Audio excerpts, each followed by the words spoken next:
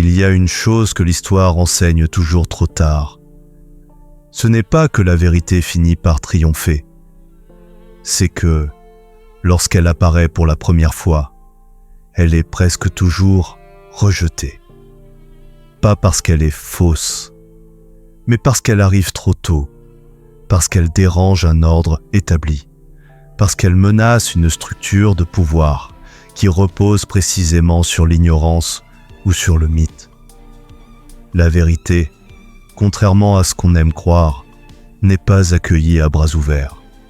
Elle n'est pas célébrée. Elle n'est pas écoutée calmement autour d'une table.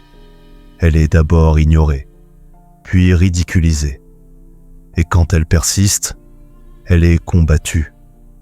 Vous avez déjà vu ce mécanisme à l'œuvre, peut-être dans votre carrière, peut-être dans votre vie personnelle, peut-être à l'échelle de l'histoire. Prenez un exemple simple, presque scolaire. Au début du XVIIe siècle, un homme pointe une lunette vers le ciel. Il observe les lunes de Jupiter. Il constate quelque chose d'impossible selon le dogme de l'époque. Tout ne tourne pas autour de la Terre. Cet homme s'appelait Galilée. Il ne demandait pas une révolution politique. Il ne prêchait pas une nouvelle morale.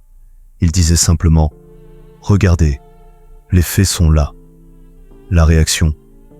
Silence d'abord, puis gêne, puis procès. On ne discute pas ses observations.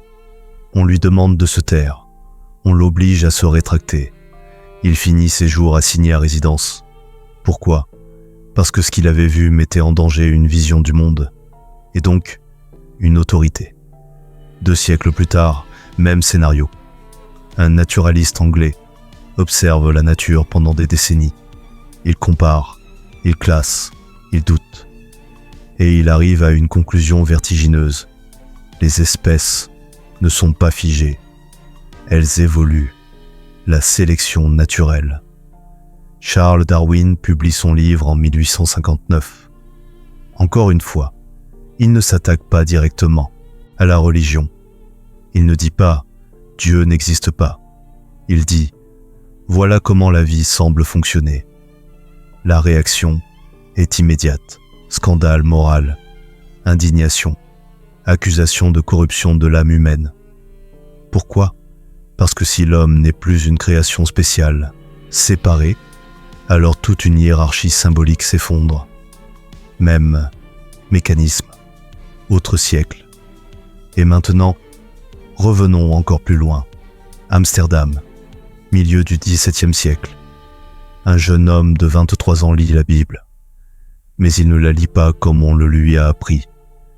Il ne la lit pas comme un texte descendu du ciel. Il la lit comme un historien, comme un juriste, comme un analyste des rapports de pouvoir. Il pose des questions simples, presque naïves. Qui a écrit ces textes ? Quand ? Dans quel contexte ? Et surtout, dans quel but ? Ce jeune homme s'appelait Baruch Spinoza. La réaction de sa communauté ne se fait pas attendre. Il est excommunié, maudit publiquement, rayé de l'existence sociale. Pourquoi ? Parce que ces questions ne menaçaient pas seulement une interprétation théologique. Elles menaçaient une identité entière. Galilée, Darwin, Spinoza, 3 hommes, 3 époques, 3 domaines différents. Et pourtant, un même schéma. Ce n'est jamais la vérité elle-même qui pose problème. Le problème, c'est ce qu'elle fait au pouvoir. Quand une vérité remet en cause une autorité, qu'elle fragilise une hiérarchie, qu'elle expose l'origine humaine de ce qui se présentait comme divin, alors elle devient dangereuse. Et c'est précisément ici que notre histoire commence. Car si vous regardez attentivement les grandes vérités dites sacrées, vous remarquerez quelque chose d'étrange. Les plus protégées sont souvent celles qu'il est le plus interdit de questionner. Et si l'idée la plus explosive de l'histoire humaine n'était pas scientifique, mais religieuse, et si elle ne concernait ni les étoiles, ni l'origine biologique de l'homme, mais une croyance au cœur même de l'identité de millions de personnes. Une croyance si ancienne, si profondément ancrée, qu'elle a traversé plus de 3000 ans sans être réellement interrogée. L'idée que le peuple d'Israël aurait été choisi par Dieu, élu, mis à part, distinct de tous les autres peuples.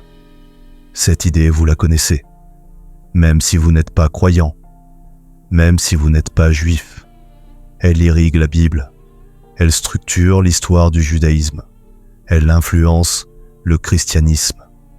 Elle pèse encore aujourd'hui sur la géopolitique mondiale. Mais voici la question, la seule qui compte vraiment. Cette élection est-elle une vérité divine, intemporelle, ou le produit d'un contexte historique précis, d'une nécessité politique, d'une stratégie de survie? Pourquoi cette idée est-elle apparue? À quel moment exact? Et surtout, à qui a-t-elle servi? Car vous le savez, avec l'expérience, les récits les plus puissants ne naissent jamais par hasard. Ils répondent à un besoin, ils réparent une blessure, ils donnent du sens à une catastrophe, ils transforment une défaite en destin. Et si l'élection d'Israël était de cet ordre-là, si vous êtes encore là, c'est que vous ne cherchez pas des réponses simples. C'est que vous n'avez plus besoin de certitudes confortables. C'est que vous appartenez à ceux qui acceptent de regarder les choses en face, même quand elles dérangent. Abonnez-vous. Pas par réflexe, pas par habitude, mais parce que ce type d'enquête n'existe que tant qu'un public exigeant accepte de la soutenir. Car ce que nous allons explorer ensemble n'est pas une provocation. Ce n'est pas une attaque. C'est une enquête rigoureuse, documentée, respectueuse, mais sans concession. Et pour comprendre comment une croyance devient sacrée, comment elle s'impose, comment elle traverse les siècles, il faut d'abord comprendre comment elle est née. Pendant des siècles, il n'y a pas eu de débat, pas de controverse publique, pas de questions légitimes, pas de mise à distance critique. Il y avait un récit clair, un récit répété, transmis, intériorisé. Israël est le peuple élu, choisi par Dieu lui-même, séparé des autres peuples, mis à part, non par mérite, mais par décision divine. C'est ainsi que le texte le présente, sans ambiguïté apparente. Dans le Deutéronome, il est écrit que le Seigneur a choisi Israël parmi tous les peuples qui sont sur la surface de la terre, pas parce qu'ils seraient plus nombreux, pas parce qu'ils seraient plus forts, mais parce que Dieu l'a voulu ainsi. Et ce choix n'est pas présenté comme temporaire. Il est décrit comme une alliance éternelle, inconditionnelle, irrévocable. Dieu protège son peuple. Le peuple obéit à la loi divine. Et quoi qu'il arrive, le lien demeure.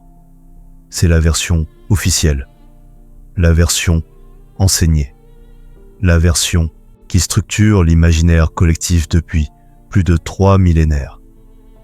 Mais pour comprendre la puissance de ce récit, il faut comprendre ce qu'il a représenté concrètement pour ceux qui l'ont porté. Car cette croyance n'est pas restée abstraite. Elle a été vécue, elle a été incarnée, elle a été éprouvée dans la chair, quand les royaumes ont disparu, quand les temples ont été détruits, quand les exils se sont succédés, quand les persécutions ont frappé. Dans ces moments-là, l'idée d'élection n'était pas une prétention, c'était une consolation. Nous souffrons, mais nous sommes choisis, nous sommes vaincus, mais Dieu ne nous a pas abandonnés. Nous sommes dispersés, mais nous restons un peuple. Cette croyance donnait un sens à l'insensé. Elle transformait la catastrophe en épreuve, la défaite en correction, la souffrance en signe.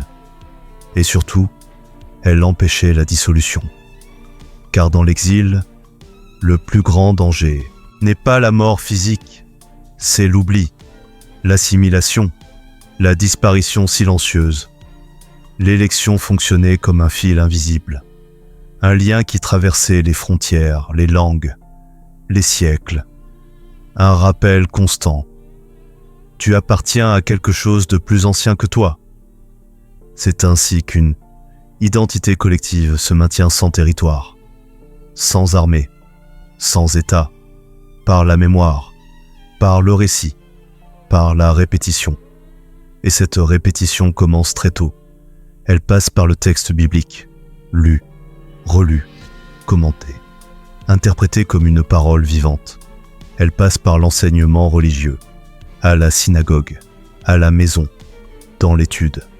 Mais elle passe aussi par quelque chose de plus diffus, de plus subtil. Un catéchisme culturel, des fêtes, des prières, des expressions, des histoires racontées aux enfants. Même sans citer explicitement l'idée d'élection, elle est là, en arrière-plan, comme une évidence. Nous sommes différents, nous avons une mission. Notre histoire n'est pas comme les autres. Et pendant longtemps, personne ne voit de raison de remettre cela en question. Pourquoi le ferait-on ? Ce récit a permis de survivre. Il a protégé une identité. Il a donné une cohérence à des siècles de dispersion. Mais voilà, lorsqu'on s'arrête un instant, lorsqu'on prend du recul, lorsqu'on relit ces textes avec des yeux moins dévots, quelques fissures apparaissent. Elles sont discrètes, presque invisibles au premier regard. Des ambiguïtés dans le langage, des changements de ton d'un texte à l'autre, des contradictions mineures, en apparence. Parfois, Dieu semble universel, parfois profondément tribal, parfois l'alliance paraît éternelle, parfois conditionnelle, fragile, réversible. La temporalité elle-même devient floue. Quand exactement cette élection commence-t-elle ? Avec Abraham ? Avec Moïse ? Avec l'entrée en Canaan ? Et surtout, pourquoi cette idée prend-elle une telle importance à certaines périodes et beaucoup moins à d'autres ? Il y a aussi les silences, des siècles entiers peu documentés, des événements majeurs à peine mentionnés, des ruptures historiques que le texte recouvre d'un voile théologique. Comme si quelque chose devait être expliqué, mais sans être nommé. Ces fissures, pendant longtemps, ont été comblées par la foi, par la tradition, par le respect du sacré. Mais à partir du moment où l'on accepte de poser une autre question, une question simple mais redoutable, tout change. Et si ces textes n'étaient pas seulement des révélations, mais aussi des constructions? Et si derrière le langage divin, il y avait des préoccupations très humaines, des peurs, des stratégies, des réponses à des crises historiques bien réelles? Ce n'est pas une accusation, ce n'est pas une provocation, c'est une hypothèse de travail, celle des historiens, des philologues, des archéologues, ceux qui ne demandent pas « est-ce que je dois croire ?» mais comment cela s'est-il formé, quand et pourquoi à ce moment précis? Car une chose est certaine, aucun récit aussi puissant, aussi structurant, aussi durable ne naît sans raison. Et c'est ici que commence véritablement l'enquête. Car la question n'est plus de savoir si cette croyance est sacrée pour ceux qui la portent. La question devient autre. Que se passe-t-il quand on lit ces textes comme des historiens et non comme des croyants? À partir de ce moment-là, tout dépend de la manière dont on lit. Pas de ce qu'on lit, mais de comment on le lit. Pendant des siècles, la Bible a été reçue, jamais examinée.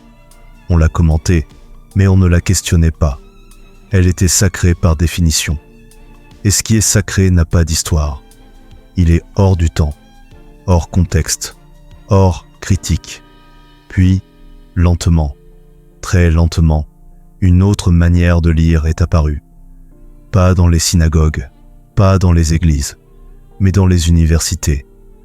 Des hommes, et plus tard des femmes, ont commencé à faire quelque chose de radical. Quelque chose qui nous semble aujourd'hui banal, mais qui était à l'époque presque blasphématoire.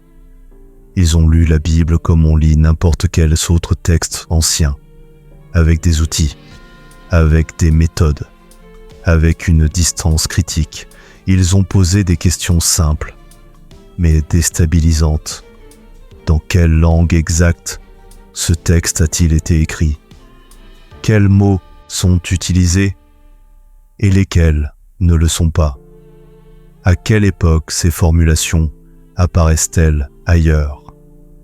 Que savons-nous du contexte politique, social, militaire de ces passages? C'est ce qu'on appelle la méthode historico-critique. Elle ne cherche pas à savoir si un texte est vrai ou faux sur le plan spirituel. Elle cherche à comprendre comment il a été produit.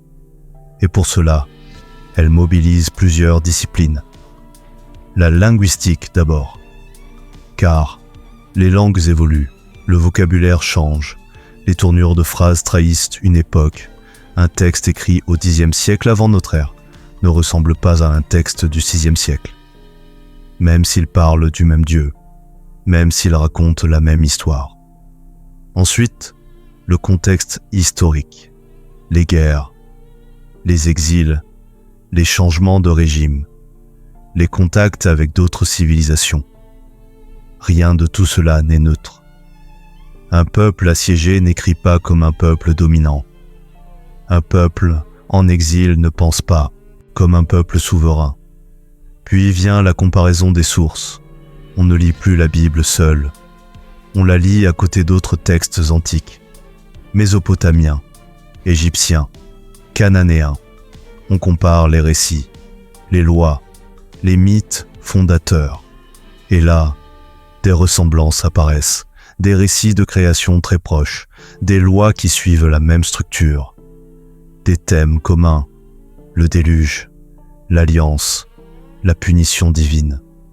Enfin, il y a l'archéologie, pas celle des films, pas celle qui confirme miraculeusement chaque verset, mais celle, plus lente, plus frustrante, qui met au jour des couches de réalité, des villes détruites, des niveaux d'occupation, des inscriptions, des absences aussi. Car parfois, ce qu'on ne trouve pas est aussi parlant que ce qu'on trouve. C'est ainsi qu'est née l'exégèse moderne, patiente, technique, souvent ingrate, menée par des chercheurs juifs, chrétiens, agnostiques, par des croyants sincères et par des sceptiques rigoureux. Leur point commun n'était pas l'idéologie, c'était la méthode. Et cette méthode a produit une première révélation majeure. Quelque chose qui, aujourd'hui encore, reste mal connu du grand public. Le Pentateuque, les 5 premiers livres de la Bible, n'est pas l'œuvre d'un seul auteur. Il ne l'a jamais été. Il ne s'agit pas d'un texte homogène, écrit d'un seul jet, par une seule main, à une seule époque. C'est un ensemble composite, un patchwork de traditions, de récits, de lois, de styles différents. Certains passages utilisent un vocabulaire archaïque, d'autres beaucoup plus tardif. Parfois, Dieu est appelé par un nom, parfois par un autre. Parfois, il est proche, presque humain, parfois distant, transcendant. Il arrive même que le même événement soit raconté 2 fois, avec des détails différents.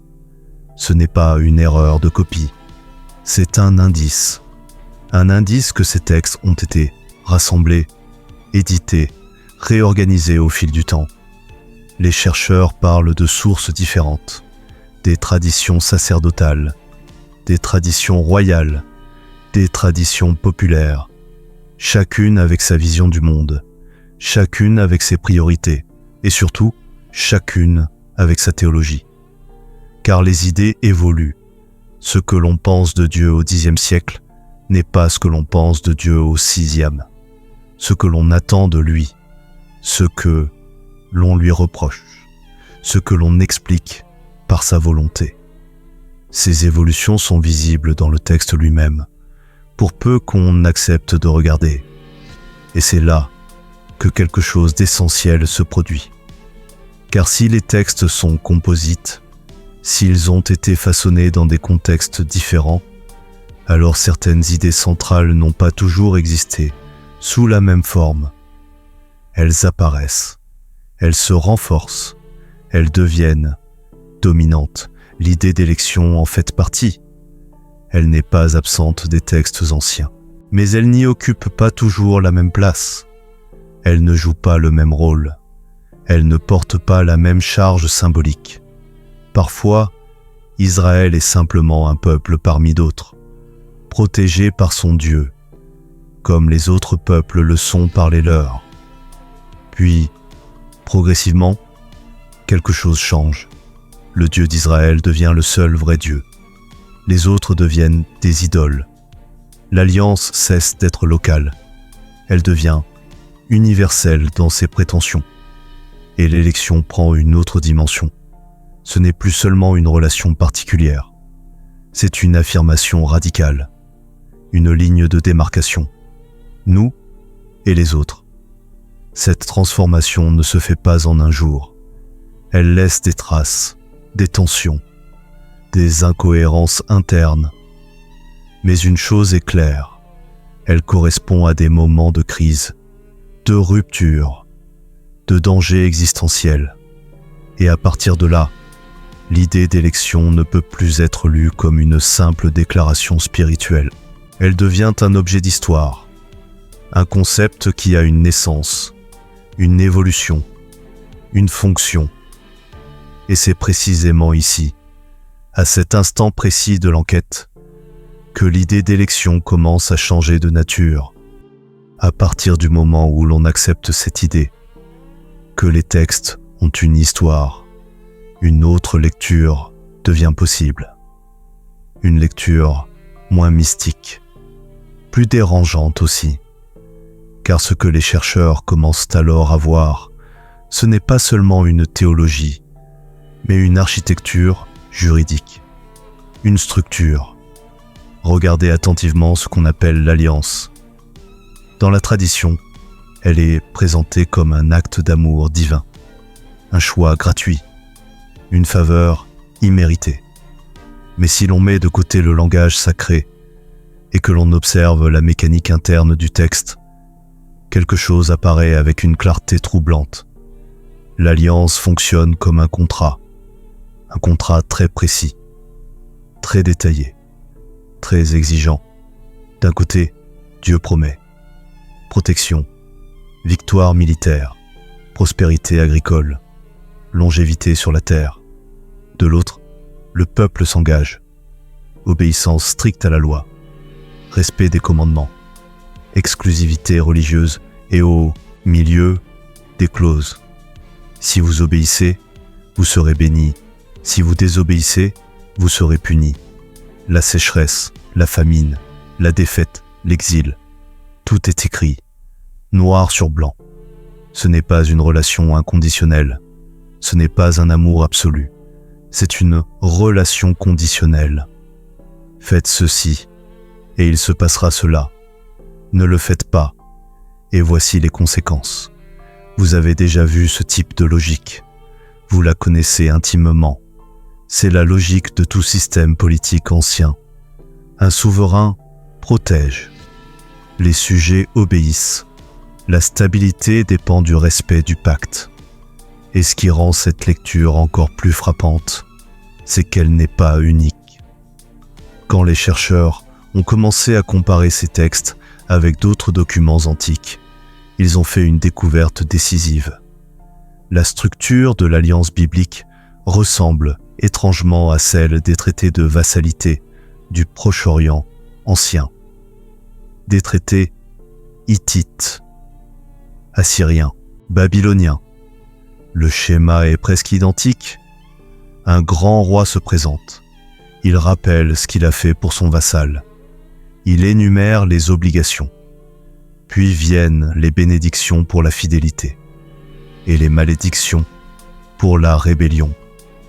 Même la forme littéraire est similaire, même la solennité, même la violence symbolique des sanctions. Et ce n'est pas tout. Quand on compare les lois bibliques aux lois babyloniennes, comme le célèbre code d'Hammurabi, on retrouve là aussi des parallèles troublants. Des règles sur la propriété, sur les dettes, sur les héritages, sur les châtiments. Parfois, la différence n'est pas dans le contenu, mais dans la justification. Là où Babylone invoque l'autorité du roi, Israël invoque l'autorité de Dieu. Mais la fonction est la même. Organiser une société, maintenir l'ordre, assurer la cohésion. À ce stade de l'enquête, une conclusion s'impose lentement. L'alliance n'est pas seulement une idée théologique, c'est un outil politique, un moyen de structurer un peuple, de légitimer une loi, de renforcer l'obéissance, car une loi humaine peut être discutée, contestée, renversée. Une loi divine, beaucoup moins. Et c'est ici que l'idée d'élection commence à se transformer sous nos yeux. Elle n'est plus un simple privilège spirituel. Elle devient une fonction. Israël n'est pas élu parce qu'il serait supérieur. Le texte lui-même le dit. Il est petit, faible, vulnérable. Il est élu pour accomplir quelque chose, mettre en place un ordre précis, un État régi par la loi divine, une société disciplinée, centralisée autour d'un même récit. L'élection, dans cette perspective, n'est pas une médaille, c'est une charge, une responsabilité collective, et surtout, elle n'a de sens que tant que cette structure existe, tant qu'il y a un territoire, un temple, une souveraineté, car, sans État, à quoi sert un contrat politique ? Cette question, pendant longtemps, n'a pas été posée, ou plutôt, elle a été étouffée, car y répondre mène à une implication vertigineuse. Si l'alliance est un contrat, si l'élection est une fonction politique, alors elle n'est pas éternelle par nature. Elle dépend de conditions historiques. Elle peut être rompue, transformée, reformulée. Et à ce stade, quelque chose commence à se dessiner en arrière-plan. Une période précise, un moment de rupture, un instant de l'histoire où cette construction devient non seulement utile, mais vitale. Car les grandes idées ne naissent jamais dans le confort. Elles émergent dans la crise, dans la défaite, dans le danger existentiel. Et plus l'enjeu est élevé, plus le récit devient puissant. Alors la question n'est plus seulement ce qu'est l'élection, mais quand, exactement, elle devient indispensable. Pourquoi cette idée prend-elle une telle force à un moment précis de l'histoire ? Pourquoi maintenant et pas avant ? C'est là que le mystère s'approfondit. Car pour répondre à cette question, il faut se tourner vers l'un des traumatismes les plus profonds de l'histoire juive. Un événement qui a tout fait basculer. Mais pourquoi cette idée apparaît-elle précisément à ce moment de l'histoire ? 586 avant notre ère. Retenez cette date, pas comme un simple repère chronologique, mais comme une fracture, un avant et un après. Cette année-là, Jérusalem tombe, pas symboliquement, pas partiellement. Elle est prise, saccagée, rasée. Les armées babyloniennes entrent dans la ville. Le temple est détruit, pierre par pierre. Le cœur religieux, politique et symbolique du royaume de Juda réduit en cendres. Ce temple n'était pas qu'un bâtiment. Il était la preuve visible de l'alliance. Le lieu où Dieu résidait, le signe que Yahvé protégeait son peuple. Et soudain, il n'y a plus rien. Pas de temple, pas de trône, pas de royaume.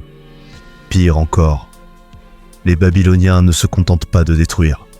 Ils déportent les prêtres, les scribes, les élites politiques, les intellectuels. Tous ceux qui portaient la mémoire, la loi, le récit, arrachés à leur terre, emmenés à plus de 1000 kilomètres de là, à Babylone.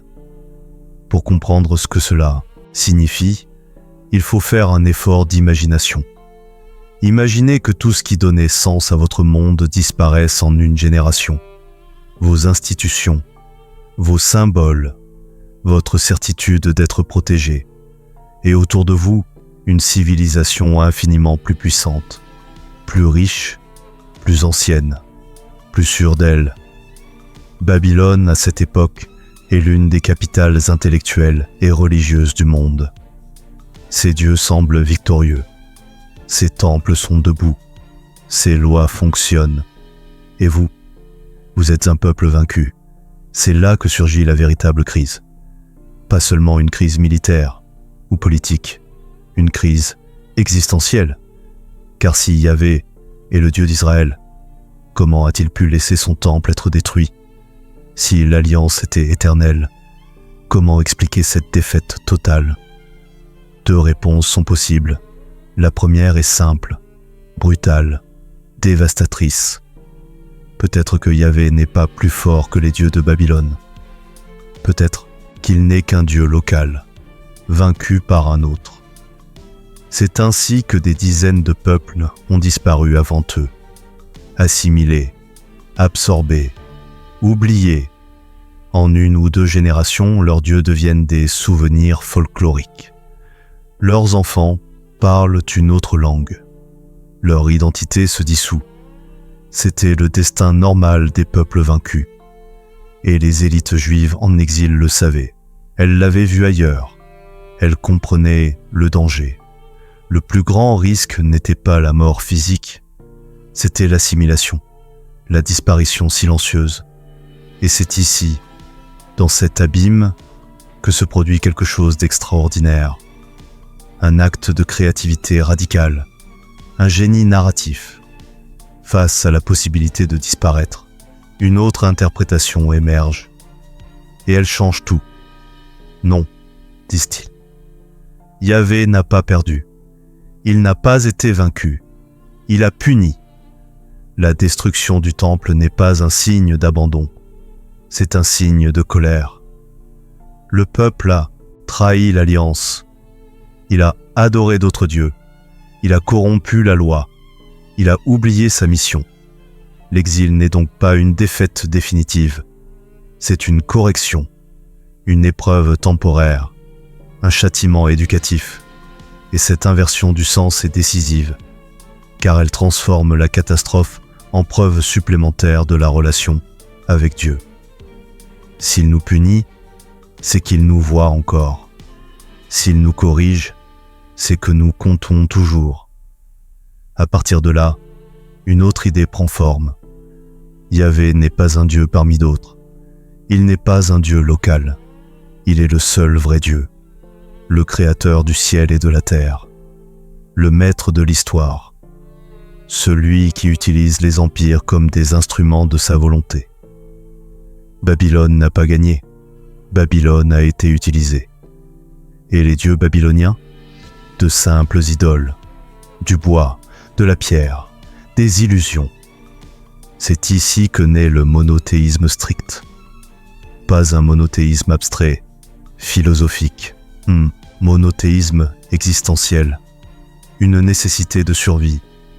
Car si Yahvé est le seul Dieu, alors même en exil, même sans temple, même sans territoire, le peuple peut continuer d'exister. La relation n'est plus liée à un lieu, elle devient portable. Elle tient dans un texte, dans des lois, dans des pratiques. C'est à ce moment précis que les anciennes traditions sont rassemblées. Les récits sont compilés, les lois organisées, les mythes reformulés. La Torah prend sa forme définitive, pas comme un simple souvenir du passé, mais comme un rempart contre l'assimilation. Chaque règle devient une frontière. Ce que l'on mange, ce que l'on ne mange pas, quand on travaille, quand on s'arrête, comment on marque son corps, comment on transmet son nom. Tout devient signifiant. Chaque geste dit « Nous ne sommes pas babyloniens ». L'élection change alors de fonction. Elle n'est plus seulement un souvenir ancien. Elle devient le cœur du dispositif. Nous sommes punis, donc nous sommes encore élus. Nous souffrons, donc l'alliance est toujours active. Et cette idée est d'une efficacité redoutable. Elle permet à un peuple sans terre de rester un peuple. Elle donne un sens à la souffrance. Elle transforme l'humiliation en mission. Ce n'est plus « Pourquoi Dieu nous a-t-il abandonnés ?» C'est « Comment devons-nous redevenir dignes ?» Et à partir de là, le récit devient inattaquable. Car toute critique devient une preuve supplémentaire. Si nous souffrons encore, c'est que nous ne sommes pas encore prêts. Si nous sommes rejetés, c'est que l'épreuve continue. Vous voyez la puissance de cette construction. Elle absorbe tout. Elle explique tout. Elle protège l'identité. Mais elle a aussi une conséquence immense. L'élection cesse d'être une fonction politique liée à un État. Elle devient une essence. Quelque chose d'inscrit dans le temps long, presque dans le sang. Et c'est précisément cette transformation, née dans l'urgence, dans la peur de disparaître, qui va traverser les siècles. Car ce récit, forgé dans l'exil, n'était pas seulement une réponse à Babylone. Il était une invention capable de survivre à tous les empires. Et ce récit, forgé dans l'urgence, va devenir l'un des plus puissants de l'histoire humaine. À partir de l'exil, tout se met en place, lentement, méthodiquement, avec une lucidité froide, car survivre ne dépend plus de la force militaire, ni d'un territoire, ni d'un roi. Survivre dépend désormais d'un récit et de sa capacité à s'inscrire dans chaque geste du quotidien. C'est à ce moment précis que les textes sont réorganisés. Pas inventés à partir de rien, mais rassemblés, triés, édités. Des traditions anciennes, parfois contradictoires, sont intégrées dans un ensemble cohérent. Les récits fondateurs sont alignés, les généalogies stabilisées, les lois hiérarchisées. Tout ce qui pouvait disperser est corrigé. Tout ce qui pouvait unifier est renforcé. La Torah devient plus qu'un recueil de textes. Elle devient une constitution portative, un État sans territoire, une nation sans frontières physiques, mais surtout un système de reproduction identitaire. Et au cœur de ce système, il y a les rituels, pas comme des gestes symboliques vagues, mais comme des marqueurs concrets, visibles, incontournables. La circoncision, d'abord, un acte irréversible, inscrit dans le corps, impossible à effacer. Ce n'est pas une croyance intérieure, c'est une trace physique. Elle dit, silencieusement, « J'appartiens à ce peuple », même sans langue commune, même sans territoire, même sans temple. Puis le sabbat, un découpage du temps, un refus de vivre au même rythme que les autres. Chaque semaine, le monde s'arrête. On ne travaille pas, on se retire, on se souvient. Ce n'est pas seulement du repos, c'est une déclaration. Le temps lui-même devient identitaire. Puis viennent les lois alimentaires. Ce que l'on mange, ce que l'on ne mange pas. À chaque repas, une frontière invisible se dresse. On ne mange pas comme les autres. On ne partage pas la même table. Et ce détail est crucial, car l'assimilation commence presque toujours par là, par les repas partagés, par les mariages mixtes, par la dilution des habitudes. Les prescriptions alimentaires empêchent cela. Elles forcent la séparation, sans violence, sans discours, juste par la pratique. À ces rituels s'ajoutent les règles vestimentaires, les lois de pureté, les cycles de fête. Chaque détail compte. Pris isolément, ils peuvent sembler excessifs, contraignants, obsolètes, mais pris ensemble, ils forment un système redoutablement efficace, car il ne repose pas sur la foi individuelle seule, il repose sur la répétition. On peut douter et continuer à pratiquer. On peut ne pas comprendre et transmettre quand même. C'est ainsi qu'une identité survit au siècle. Les prescriptions ne servent pas seulement à obéir à Dieu. Elles servent à empêcher la disparition. Elles créent des frontières symboliques, pas entre le bien et le mal, mais entre le nous et le eux. Et cette logique n'est pas unique, c'est précisément ce que la recherche moderne a confirmé. Quand les archéologues ont commencé à fouiller les couches du Levant, ils ont constaté quelque chose d'essentiel. Les premières communautés israélites ne se distinguaient pas radicalement de leurs voisins sur le plan matériel. Même type de maison, même outil, même poterie, pas de rupture brutale. Ce qui change progressivement, ce n'est pas l'architecture, c'est l'idéologie. Une idéologie inscrite dans le texte et dans la pratique. La linguistique confirme ce mouvement. Les textes les plus anciens ne connaissent pas encore un monothéisme strict. Ils parlent d'un Dieu d'Israël, parmi d'autres dieux. Ce n'est que dans les textes post-exiliques que le discours devient exclusif. Il n'y a pas d'autre Dieu que moi.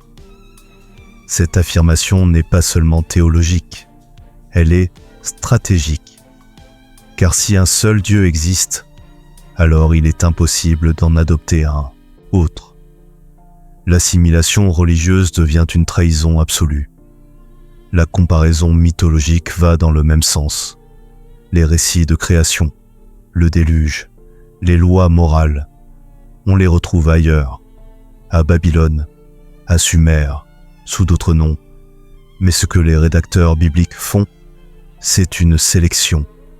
Ils prennent, ils transforment, ils réorientent et surtout, ils centralisent tout autour d'une seule idée, l'élection. Cette idée devient la clé de voûte. Elle explique pourquoi il faut respecter les lois, pourquoi il faut résister à l'assimilation, pourquoi il faut supporter la souffrance. Nous sommes élus, donc nous devons rester distincts. Nous sommes punis, donc nous devons nous purifier. Nous survivons, donc l'alliance tient. Et cette stratégie fonctionne. Contre toute attente, les empires passent. Babylone disparaît. La Perse, la Grèce, Rome. Le peuple, lui, reste. Sans territoire pendant des siècles. Sans armée. Sans pouvoir politique. Mais avec un récit suffisamment puissant pour se transmettre de génération en génération. Il faut le dire clairement. C'est une réussite historique exceptionnelle. Peu de peuples ont réussi cela. Reconnaître l'origine humaine de cette stratégie ne la rend pas moins admirable. Au contraire, elle montre ce dont les êtres humains sont capables quand ils font face à l'anéantissement. Créativité, discipline, mémoire. Mais voici le point de bascule. Ce qui, à l'origine, était une réponse à une crise précise, une solution à un danger existentiel, commence, avec le temps, à être perçu autrement. Ce qui était une stratégie devient une essence. Ce qui était conditionnel devient absolu. Ce qui était historique devient éternel. L'élection cesse d'être un outil de survie. Elle devient une vérité métaphysique. Quelque chose qui ne se discute plus, qui ne s'explique plus, qui ne se contextualise plus. Et c'est là que le problème commence, car une stratégie fonctionne tant qu'elle est reconnue comme telle. Mais quand elle est sacralisée, elle change de nature. Elle cesse d'être une réponse. Elle devient une justification. Justification de la séparation. Justification de la supériorité perçue. Justification du refus de l'autre. Et surtout, elle devient transmissible hors de son contexte d'origine. D'autres peuples vont observer ce mécanisme, l'admirer, l'imiter. Nous aussi, nous sommes élus. Nous aussi, nous avons une mission. Nous aussi, Dieu est avec nous. Mais cela, c'est la suite de l'histoire. Car, avant d'en arriver là, il faut poser une dernière question. Une question simple, et pourtant redoutable. Que se passe-t-il quand une stratégie de survie devient une vérité éternelle? Une idée qui fonctionne ne reste jamais confinée à son point d'origine. Lorsqu'un mécanisme produit de la cohésion, donne du sens à la souffrance et justifie l'autorité, il est observé, puis copié, puis adapté. C'est exactement ce qui va se produire. Car l'idée d'élection, une fois détachée de son contexte initial, devient exportable. Et la première réappropriation majeure arrive très tôt, avec le christianisme. Les premiers chrétiens sont juifs. Ils connaissent parfaitement les textes. Ils vivent à l'intérieur de ce récit. Mais ils font un déplacement décisif. Si Israël était le peuple élu, alors l'Église devient le nouvel Israël. Les promesses ne sont pas annulées. Elles sont transférées. Le peuple élu n'est plus défini par la naissance, mais par la foi. Ceux qui acceptent le Christ entrent dans l'alliance. Les autres en sortent. Le mécanisme reste identique. Seule la frontière change. Nous sommes les héritiers. Notre interprétation est la bonne. Notre voix est la seule véritable. Et très vite, ce récit devient un outil de pouvoir. L'Empire romain adopte le christianisme. Et soudain, la religion persécutée devient religion d'État. Ce n'est plus seulement une promesse spirituelle, c'est une légitimation politique. Dieu est avec nous. Donc notre empire est juste. Donc notre domination est voulue. Le schéma est en place. Il va se répéter. Encore et encore. Des siècles plus tard, lorsque les nations européennes commencent à se constituer, elles puisent dans le même réservoir symbolique. Nous sommes un peuple à part. Nous avons une mission. L'histoire nous a choisis. Le vocabulaire change. La structure demeure. Le nationalisme moderne hérite directement de cette logique d'élection. Ce n'est plus Dieu qui parle explicitement. C'est la nation, la patrie, le destin. Mais le fond est identique. Nous sommes uniques. Notre cause est juste. Nos valeurs sont supérieures. Et quand l'Europe s'étend hors de ses frontières, lorsqu'elle colonise, lorsqu'elle conquiert, l'idée d'élection trouve un nouveau terrain d'application. La mission civilisatrice. Nous apportons la lumière, la raison, la vraie foi, la vraie civilisation. Les autres ne sont pas encore arrivés à notre niveau. Ils doivent être guidés, corrigés, parfois contraints.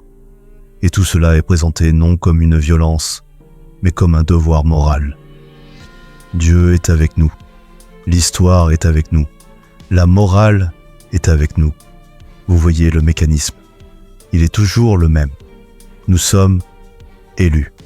Donc nos actions sont justifiées, même quand elles détruisent, même quand elles écrasent. Et ce mécanisme n'appartient pas au passé. Il est toujours à l'œuvre. Aujourd'hui encore, des dirigeants invoquent Dieu, ou l'histoire, ou l'identité sacrée d'un peuple pour légitimer leurs décisions. Des guerres sont présentées comme des combats moraux, des conflits territoriaux comme des droits éternels. des violences comme des nécessités historiques. Le vocabulaire est soigneusement choisi. Sécurité, destin, mission, protection. Mais derrière ces mots, le schéma reste reconnaissable. Nous sommes du bon côté. Eux ne le sont pas. Nous défendons quelque chose de sacré. Eux menacent cet ordre. Et c'est précisément ce qui rend cette idée si dangereuse. Parce qu'elle neutralise la critique. Si Dieu est avec nous, alors toute opposition devient immorale. Si l'histoire nous a choisis, alors toute résistance est illégitime. Si notre identité est sacrée, alors toute remise en question est une attaque. À ce stade, le débat devient impossible. Il ne reste que la force. Vous avez vécu assez longtemps pour reconnaître ce moment où les arguments disparaissent, où les positions se figent, où chacun se réfugie dans une certitude absolue. C'est là que l'idée d'élection montre son vrai visage, non plus comme un outil de survie, mais comme une machine à exclure. Elle ne sert plus à préserver une identité menacée. Elle sert à hiérarchiser, à séparer, à justifier. Et ce glissement est presque toujours invisible pour ceux qui sont à l'intérieur du récit. Car ils ne se voient pas comme des dominateurs. Ils se voient comme des élus. Ils ne se pensent pas violents. Ils se pensent légitimes. Ils ne se voient pas comme injustes. Ils se voient comme nécessaires. C'est pour cela que cette idée a traversé les siècles. Parce qu'elle est d'une efficacité redoutable. Elle donne un sens total. Elle protège de la culpabilité. Elle transforme la complexité du monde en un affrontement simple. Nous, contre eux. Mais plus une idée est puissante, plus elle doit être interrogée. Et c'est ici que la question finale commence à émerger. Si l'élection a été une stratégie de survie, puis un outil politique, puis un mécanisme universel de légitimation, alors que reste-t-il quand on enlève le voile du sacré? Et c'est ici que tout se rejoint. Car au fond, au-delà des textes, au-delà des siècles, au-delà des religions, quelqu'un avait déjà compris ce mécanisme. Un homme solitaire, excommunié, isolé, sans pouvoir, sans institution derrière lui, Baruch Spinoza. Ce qu'il a apporté n'est pas seulement une conclusion, ce n'est même pas une thèse, c'est une méthode, une manière de regarder les récits humains sans les détruire, mais sans les sacraliser. Spinoza a fait quelque chose de radical. Il a cessé de demander « Est-ce que c'est vrai parce que c'est sacré ?» Et il a posé une autre question, beaucoup plus dangereuse.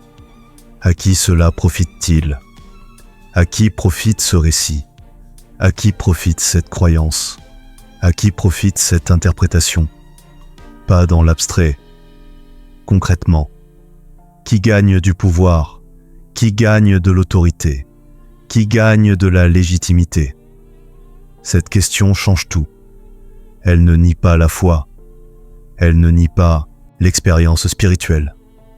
Elle remet simplement la religion à sa place humaine. Pour Spinoza, les textes sacrés sont des œuvres humaines, écrites par des hommes, dans des contextes précis, pour répondre à des besoins réels. Cela ne les rend pas inutiles. Cela les rend compréhensibles. Et surtout, cela empêche qu'on les transforme en armes. Car une fois que vous comprenez que l'élection n'est pas une essence, mais une construction historique, quelque chose se libère. Si la valeur humaine ne dépend plus d'un choix divin arbitraire, elle devient universelle. Personne n'est supérieur par décret céleste. Personne n'est inférieur par nature. Les peuples ont des histoires différentes, des trajectoires différentes, des récits différents, mais aucun n'a reçu un privilège métaphysique qui autoriserait à dominer les autres. Et c'est là le message le plus profond de Spinoza. L'identité n'est pas un problème. Elle devient un problème quand elle se transforme en supériorité. Aimer sa tradition ne nécessite pas de croire qu'elle est la seule vraie. Honorer son héritage ne demande pas d'écraser celui des autres. Et vous comprenez cela d'une manière que peu de jeunes peuvent comprendre. Parce que vous avez vécu. Vous avez vu des idéologies se présenter comme éternelles, puis s'effondrer. Vous avez vu des institutions se dire infaillibles, puis trahir. Vous avez vu des certitudes absolues devenir des erreurs historiques. Vous n'avez plus besoin qu'on vous raconte des mythes rassurants.